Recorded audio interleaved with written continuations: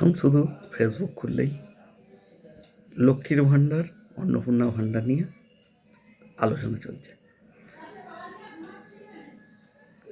আমি একটা জিনিসই দেখলাম, একটা জিনিসই বুঝেছি, সরকার এই লক্ষ্মী ভাণ্ডার, অন্নপূর্ণা ভাণ্ডারের জন্য যে 12টা পেজ পাঠিয়েছে ফিল আপ করার জন্য, সরকার নিজে সবসময় একটা কথা বলে দিচ্ছে,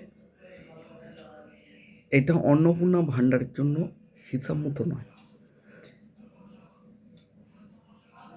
টোটাল মানুষ কি পরিস্থিতিতে আছে, তার অবস্থা কেমন,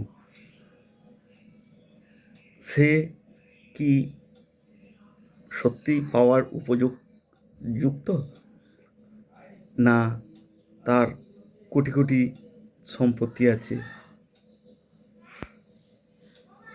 তার না হলেও চলবে, সেই সব মানুষগুলোকে চিহ্নিত করার জন্য ফর্ম ফিল আপ করতে দিয়েছে। তো দেখে তো মনে হচ্ছে খুবই ভালো, কারণ যারা অরিজিনালি প্রাপ্যতা তারাই পাওয়া দরকার। আমারই দেখা, আমারই যেসব সরকারি প্রকল্প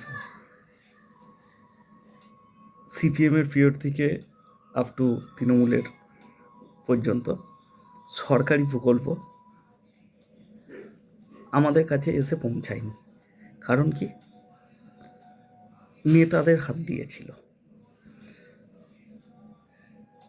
তো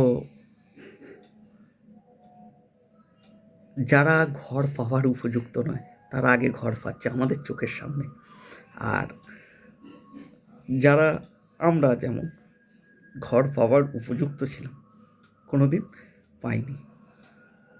আবার যখন ইনকোয়ারি করতে এসছে পার্টির ছেলেরা, একজন অপরকে বলছে সব থেকে কমের মধ্যে যেইটা আছে দেখে করে দে, মানে সে যেন মনে হচ্ছে তার বাবার জিনিস দান করবে। তো এই যে এইরকম ভাবনা চিন্তা, এইগুলো না করে যারা অরিজিনাল প্রাপ্যতা তারাই যেন পায়, এইটা আমি তো মনে করছি খুব ভালো। যদি স্বচ্ছতার সাথে থাকে সত্যিই খুব ভালো। ধন্যবাদ।